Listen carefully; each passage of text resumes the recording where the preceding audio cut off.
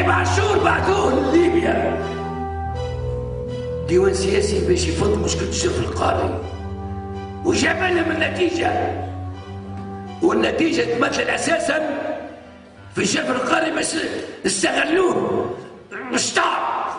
جا الهادي نويرة قال له هذه مؤامرة باهي، قال له أنا مشيت نحكي للهاي، صورنا من الهاي، صورنا شيء، وكان الجلف القاري تو نقسموه ما كانش لاباس علينا. تو جابوا الحبيب عاشور عمال فلاحة في ليبيا وخاصة الكل جاب لهم زيادات ومشى مرتين القذافي.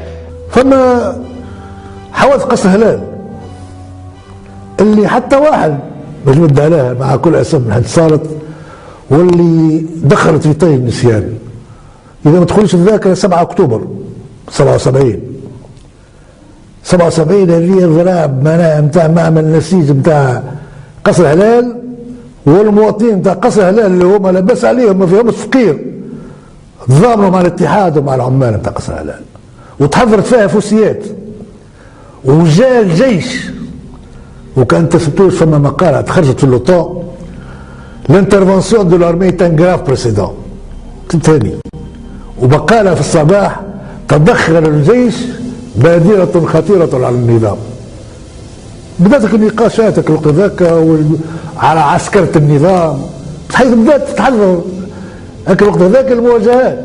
وعلى حسب كتب بتاع الرهولة يظهر فيه لام برشا في هذه الورقة، كيفاش قال كيفاش تغفز، كيفاش تعمل عاملة كيفاش تحط الاتحاد ضدك انت في الموقع اللي انت فيه والضعف اللي انت فيه. دائما نرجع ان النظرة نتاع بورقيبة كانوا الاتحاد ما يتصورش الحزب وما يتصورش العمل الوطني وما يتصورش القيادة نتاعه تكون بدون وجود الاتحاد كعنصر اساسي يعتمد عليه. لاموا وبكاه كما قال بكري سي منصور ورجعهم لبعضهم. عندما رجعهم لبعضهم تقابل في اثر هذا، والهيدا سي الحبيب يذكر على هذا، تقابلوا في عشاء ولا قاعده بينه وبين الحبيب عاشور.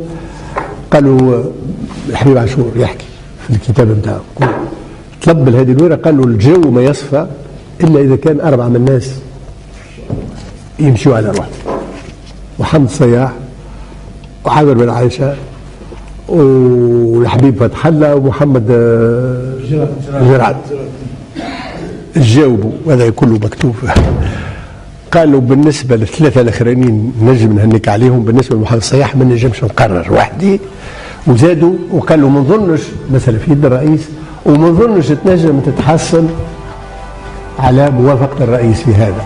الناس نعرفوا وقتها بعد تالي اتضح اللي فما ملكيات وفما دوسيات حتى نتاع بطحه ام سيسي هذه اللي تباعت 10 مرات مليارات اتحرقت في البلديه نتاع بن عروس، والناس يعرفوا شكون يحكي. وهذا يلزم يتأرخ في بلادنا، ويلزم تقع لجنه نتاع كشف الحقائق ومحاسبه الناس، لانه هذا تاريخ شعب. اذا كانت هناك ايضا ومؤامرة دنيئة وجريمة في حق الشعب بإطلاق النار عليه وحرقان المقرات وعملان هذا، وهذا عملوا جهاز منظم هو ميليشيا الحزب الحاكم. قضية الإضراب العام هو مجرد تواطي بين وسيلة بورقيبة وهي الدماغ المفكر الحبيب عاشور والطاهر بالخوجة، لأن الطاهر بالخوجة وعدته بأنه الوزير الأول بعد الهدنمير، والحبيب عاشور كان يعتقد أنه هو أولى من غيره باش يكون رئيس دولة كذلك. يوم 26 جانفي الأمن كان محاصر للاتحاد العام التونسي للشغل هنا في تونس. عبد العزيز تبقى في شات وش قال عمل لي تليفون، قالوا أنا الحبيب عاشور، لو كان ما تهزوش عليا توا البوليسيه نتاعكم ومنعتونا ما خليتوش لا ناكلوا ولا نشربوا، واحنا ونساء معانا توا هنا، كان ما تهزش عليا البوليسيه نتاعكم رحنا البلاد نحرقها. الحبيب عاشور عند حاكم التحقيق قال هالكلام ولا لم اقوله تباتة، فعلا قلت هذا ما نقبلوش به وهذه معامله لا انسانيه وسنحاسبكم عليها. قال هذا كلام قلته فقط لا اكثر واقل، وعمري ما قلت انا باش نحرق البلاد. شاهدنا في التلفزه في الليل في صفاقس مثلا اللي كان وقتها موجود فيها عبد العزيز بوراوي، صدفه مشى غاديك، شفنا في الليل اللي التلفزة توري في برامل، قال هذا المذيع يقول هذه ما فرق ويهز فيها بيده. حبيب عاشور تكلم من مدير الامن وقال له اما يبعدوا البوليسيه من قدام اتحاد الشغل ناس قسنطينه ولا راهو بتحرق تونس. لما قال هذا قالوا هذا البرقيبه قالوا اضرب رصاص حي، معناها المسألة وصلت مواصلها، يعني حرب اهليه باش تولي. في القيروان مثلا وفي توزر وقع هجومات على دور الاتحاد العام التونسي للشغل، وقع في سوسه، وقع معناتها هجمات من عناصر مبعوثه ميليشيا نتاع وقتها يسموها الميليشيا بتاع الحزب، بعثوها باش قامت بهالاعمال هذه. اشكون الاشخاص هذيك مساله التاريخ هو اللي يضبطها، اما معروفه غير صحيح. قالوا فك الوقت هذاك وجاوبنا، ومش جواب احنا فقط. المحكمه في النهايه تاع محكمه الدوله هي يعني القضاء تناول البحث هذا، لان جاءت ادله بعد مده معناتها بعد يعني عام 81 ولا 82، وسئلت من طرف السيد حاكم التحقيق ووكيل محضر وكيل الجمهوريه، فنهايه الحكم انه ما فماش مقومات لهالتهم هذه يعني مسلطه. اضطرابات في الساحل في عده ولايات كانت كلها، وارجع لاي صحافه مع اي جريده في الوقت هذاك كل الاحداث هذيك وقعت اثر نداء صادر من منظم المؤسسه النقابيه من الاتحادات الجهويه في اليوم لعائلته على كونها احتجاج على ما وقع اشاعته من ان الحبيب عاشور كان وقع تهديده بالقتل.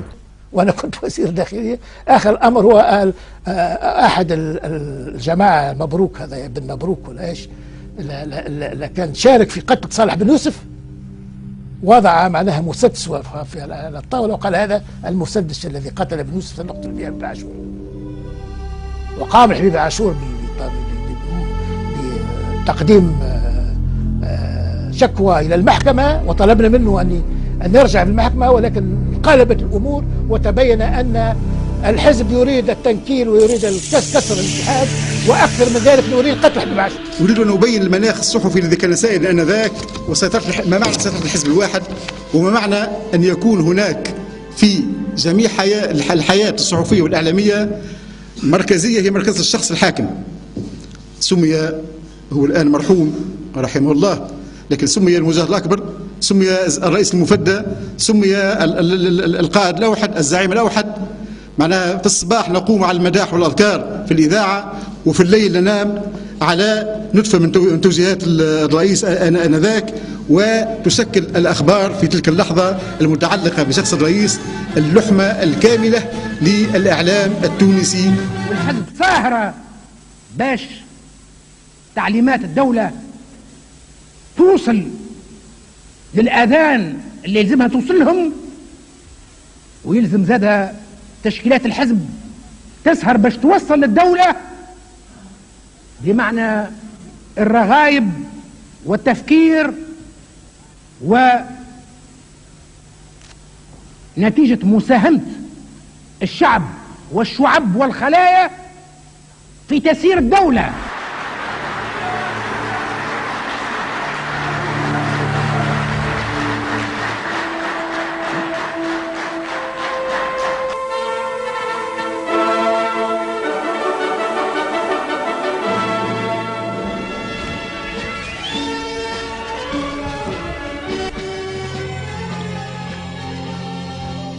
صحفت 77. أذكر بالمناسبة أن الاتحاد العام التونسي للشغل في شهر رمضان 77 أقاموا أبواق بالشرفة، كان عبد الرزاق غربات يأتي ليليا ليتحدث، المواطنين يتعشاوا بعد يمشوا للاتحاد العام التونسي للشغل باش يسمعوا ماذا يجري في تونس. يحدثهم عن عضو الديوان السياسي الذي اشترى بالملايين طن باش يفرقوا على أصحابه، واللي هز الرخام من المقابر، استغل عضو صيفته عضو في الديوان السياسي مقابر اليهود ومقابر الثقلين وبنى بهم داره. كانت كل ليلة تقريبا تجري والهادي نويرة يحس نفسه عاجزا عن رد الفعل. أما الملاحظة الحبيب عاشور الله يرحمه في المجلس الوطني آخر خطاب عنده قال راني 26 جبل الإضراب ماشي يصير في الدبابة، إضراب ماشي يصير فيها الرصاص، إضراب ماشي يصير فيها سجون. أنا قلم أنا فاكسيني، أنا مجرب. يمكن القول أنه أيضا انفجار خرج حتى عن سياق توقع الاتحاد العام التونسي للشغل. يعني ما حصل في 1978 في جانفي 1978 لا أعتقد أنه يعني شساعة الانفجار واتساعه وعنفه لا أعتقد أنه كان في دائرة المتوقع بالنسبة حتى للنقابيين. يعني الأمور خرجت عن السيطرة، مثل تخرج عن السيطرة فيما بعد في أحداث الخبز، أحداث الخبز التي لم تكن منظمة برغم هناك في الحقيقة مذكرات مزالي ودور دريس جيجا إلى آخره، ولكن الأمور عندما تخرج وتنفجر عنفا بهذا الشكل أعتقد أن الخوف يصبح خوف على وجود النظام، ومن هذا المنطلق كان القمع بتلك الحدة وبذلك العنف. وقع هجوم على الاتحاد الجهوي بتوصل وبطريقة شنيعة جدا شاركت فيها الحرس والشرطة والميليشيا، كلهم هجموا على دار الاتحاد وهي دار متواضعة وحطمت تماما. ثم التحق بعد دار توصل سوسة زغوان والقيروان حطمت أيضا تماما. وأصبح آنذاك مطلب العمال الإضراب العام من أجل الدفاع على دور الاتحاد أيضا. ثالثا ما كان آنذاك ما بعثه محمد الصياح، وهذه حقيقة تاريخية. نحن نعلم جميعا أن لجنة التنسيق بتونس كان مقرها باب البنات، كان ما سمي بالعركاف اللي كان يسمى صباط الظلام اللي عذب فيه اليوسفيون أصبح مقر لتعذيب النقابيين، والكثير منهم مر بصباط الظلام. وقتها من عبد الله فرحات المرحلة الأولى جاء وزير الدفاع، اشتقت به اللي معناها يحب يعمل عصابة، يحب ياكل حكمه ويولي رئيس إذا كان بورقيبة مات. اشتقت به، هو قال لي يدخل معنا في العصابة، هو قال لي، والشيف دو كابيني نتاعو قال لي. شكون وقتها؟ وقتها اسمه رشيد القروي توفى رحمة الله عليه. قلت له لا، أنا ضابط وما حاسي لا بجراد ولا حاسي بكرهب ولا حاسي بفلوس، وانا وفي للعهد اللي اعطيته للعلم التونسي ولرئيس بورقيبه. ما ندخلش. عبد الله فرحات ومعاه رئيس الحزب وقتها محمد صياح يحبوا يدزوا معناها هذه معناها باش ياخذ معناها موقف صرم هكا وصريح وقوي ضد المؤامرة اللي معناها قاعدة قدام تصير في هذا. هي المؤامرة ما نستعمل معناها حبيب عاشور في الجي تي تي وخدامة طالب في حقوقها وشعارات وتكسير ونحبه معناها بكل كده هو معناها مبني سينما معناها مونتي.